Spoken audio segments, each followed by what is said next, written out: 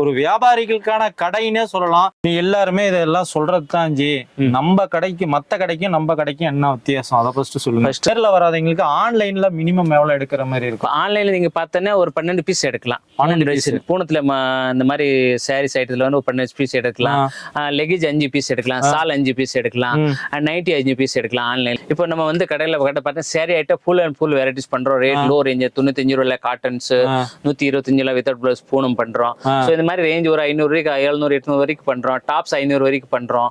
இந்த மாதிரி நைட்டிஸ் வந்து ஒரு 110ல இருந்து ஒரு 200 வரைக்கும் பண்றோம். அது மாதிரி பாவடை வந்து 70 ரூபாயில இருந்து ஒரு 160 ரூபாய் வரைக்கும் பண்றோம். ஸோ கஸ்டமருக்கு தேவைக்கு ரேஞ்ச் வச்சிருக்கோம்.